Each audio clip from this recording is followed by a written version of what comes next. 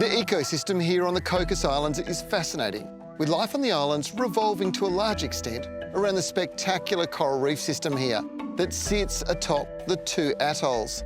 And exploring that isn't always easy, particularly if you're not a great swimmer or feel confident about what you're going to see, but it doesn't matter if you take the glass-bottom boat tour. A trip out to Horsburgh Island, which was named after the British hydrographer James Horsburgh, who mapped the area and recognised William Keeling's discovery of the islands in 1609 by naming the islands Keeling Islands. The history of the islands is absolutely fascinating. John Cluny's Ross originally was going to settle on this island, and when he didn't, he set it up as a deer park, believe it or not. Later on, World War II, they put gun placements here. You see, this is strategically placed at the mouth of the lagoon. So if there was somebody to come through and try and take the islands, this was the place to fend them off.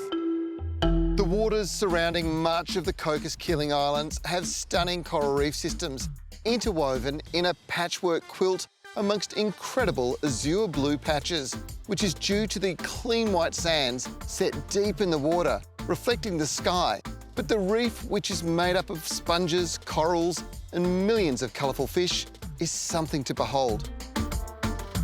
Peter runs the tour and talks us through the glass-bottom boat experience.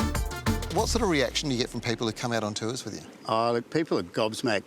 They love it. They can't believe the myriad of fish and the reef life and so on, and the clarity of the water. And tell me about the tour, like the experiences people have. We leave from West Island and we come across the lagoon to the north here to Horsburgh.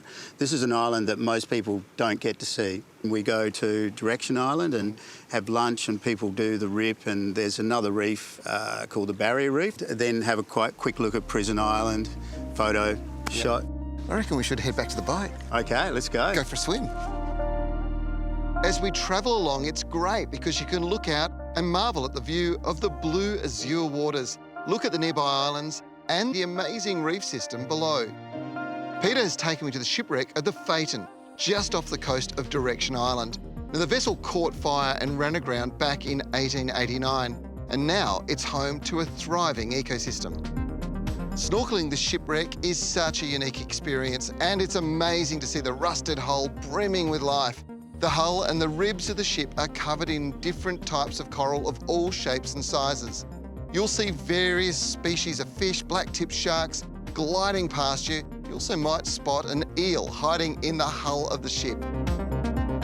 Now, this is the must-have experience here on the Cocos. The opportunity to get out on the reef, up close and personal. These are experiences you will never forget. So make sure you book it first before you get up here through the visitor centre.